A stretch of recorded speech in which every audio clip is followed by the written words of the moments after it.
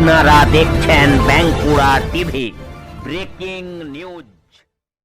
বাঁকুড়া টিভিতে আপনাদের স্বাগতম। বাঁকুড়া টিভির chief editor the tiger journalist আজ আপনাদের সামনে তুলে ধরছি এক গুরুত্বপূর্ণ ব্রেকিং নিউজ। আজ বিজেপির বিষ্ণুপুর সাংগঠনিক জেলার ছিল প্রস্তুতি সভা, অর্থাৎ লোকসভা নির্বাচনের প্রস্তুতি সভা। এই প্রস্তুতি সভায় এসে সাংবাদিকদের মুখোমুখি হয়ে বিজেপি নেত্রী বললেন, বাঁকুড়া জেলার জয়পুর ব্লকেও এক শেখ শাহজাহান রয়েছেন, তিনি ওই সন্দেশখালীর শাহজাহানের মতো কাজ করছেন। এই মমতা পুলিশের অর্থাৎ জয়পুর পুলিশের সহযোগিতায়। দেখতে থাকুন সেই খবর। ওখানে তৈরি করে নোটারাইজ করে ক্যালকাটা হাইকোর্টের কাছে জমা দিব। তার জন্যই আমি বলেছিলাম যে আপনাদেরকে জায়গা আর সময় বলে দিব। আমি আমার ফেসবুকের মাধ্যমে সমস্ত জিনিস জানিয়ে দিয়েছি যে কালকে আমি সন্দেশখালীতে উপস্থিত থাকবো সকালে 10:30টার সময়। দরজা থানার ভিতরে এটা পড়ে, আর জায়গাগুলোর ফুল ডিটেলগুলো আমি বলে দিয়েছি। তো সেখানে কালকে উপস্থিত থাকবো, এটাই সবাইকে জানাতে চাই। সেখানে যাদের মহিলাদের যাদের আরোপ ছিল যে ধর্ষণ হয়েছে, কিন্তু তারা পুলিশের কাছে গিয়ে তাদের কমপ্লেন দিতে পারছিল না, যাদেরকে ভয় দেখানো হয়েছিল, তো সেই হিসাবে মানে 80 থেকে 100 জন মহিলা আমার সঙ্গে সম্পর্ক করেছিলেন। তারা বলেছিলেন যে দিদি আপনি আসুন, তাহলে অনেকেই আছে যারা বেরিয়ে বাইরে থেকে আসবে আর তারা নিজের কমপ্লেনগুলো দিবে। তো তাদেরকে আমি জানাতে চাই যে আমি কালকে আসছি, আপনারা সকলেই ওখানে উপস্থিত থাকবেন। আর কালকে আপনাদের কমপ্লেনগুলো আমরা নিয়ে তারপরে মাননীয় আদালতের কাছে এগুলো সমস্ত জিনিস আমরা নথিগুলো জমা দেব। তাদের সঙ্গে কথা বলতে পারবেন কি মনে হয়? কেন পারবো না? আমি এসপিকে অলরেডি জানিয়ে দিয়েছি যে আমি কালকে ওখানে যাচ্ছি। আমি কোনো পারমিশন চাইনি, আমি বলে দিয়েছি যে এটা হাইকোর্টের অর্ডার আছে, আর সেই হিসাবে এসপি আমাকে বলেছেন যে আপনি আসুন।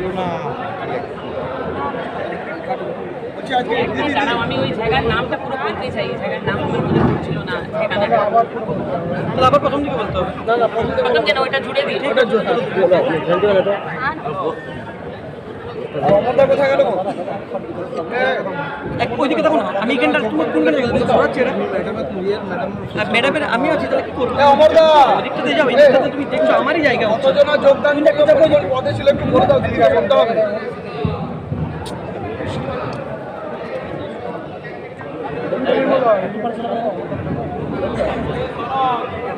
একটু প্রশ্ন করবো কিন্তু আগারহাটি অঞ্চল বিটকুল। কোথায় যাচ্ছেন কাল সন্দেশ? দেখি সন্দেশখালীতে কালকে আমি যে ক্যাম্প মহিলাদের কমপ্লেন নেওয়ার জন্য লাগাচ্ছি, সেটা হচ্ছে কিন্তু আগারহাটি অঞ্চল বিটকুল আর করুণাময়ী বাজার, এটা পুলিশ স্টেশন নাজাদ পড়ে। তো সমস্ত মহিলাদেরকে বলবো যে কালকে আপনাদের জন্য আমি সন্দেশখালী আসছি, আপনারা ওখানে আসুন। আর যা আপনাদের কমপ্লেন আছে, জমি নিয়ে আছে বা ধর্ষণের কোনো অভিযোগ আছে, যেটা পুলিশ আপনাদের সহযোগিতা করেনি, সেটা কালকে আপনারা আসুন।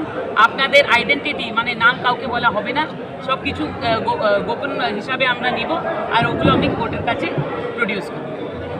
দিদি, আজকের মঞ্চ থেকে বক্তব্য রাখতে গিয়ে বললেন পাট্যসারের যুব সভাপতি সুব্রত দত্ত এবং ইন্দাসের ব্লক সভাপতি, জয়পুরের এক তৃণমূল নেতা শাহজাহানের সঙ্গে তুলনা করলেন তাদের। এটা ঠিক কী কারণ? তারা আবার শাহজাহানের মতনই এখানে কর্মকাণ্ড করছে, মানুষকে ভয় দেখাচ্ছে। শুনুন, এটা হচ্ছে গণতন্ত্র, ডেমোক্রেসি। এখানে কারোর গুন্ডাবাজি চলে না। এত বড় বড় গুন্ডাদেরকে মানে তো মমতা ব্যানার্জি যে পোষে রেখেছিলেন, তাদের খাল তো আমরা বের করে দিয়েছি। দেখেন তো এখন অনুব্রত কোথায়, কই নকুলদানা কোথায় গেল? সব চাড়াম ঝাঁক ফাঁক সব বন্ধ হয়ে যায়। তো এদেরকেও বলতে চাই যে বেশি বাড়াবাড়ি করবেন না, নাহলে নেক্সট নাম্বার আপনারই চলে আসবে। তাদের চামড়া তুলে নেওয়ার হুঁশিয়ারি দিলেন। একদম দেখেননি ওই শাহজাহান যখনই মানে কি স্টাইলে অমিতাভ বচ্চনের মতন হাঁটছিল, তারপরে যখন সিবিআই হাত ধরে নিয়ে গেছে চোরের মতন। তো এরা যারা আজকে নিজেকে মানে হিরো করছে, তাদেরকে বুঝিয়ে দিতে চাই যে শেরের খাল পরে যারা ঘুরছে তারা কিন্তু শের নেই, তার গিদড় আছে। ওই চামড়াটা আমরা তুলে দিব, 2 মিনিট লাগবে। আজকে কতজন যোগদান করলো, কোন কোন রাজনৈতিক দল?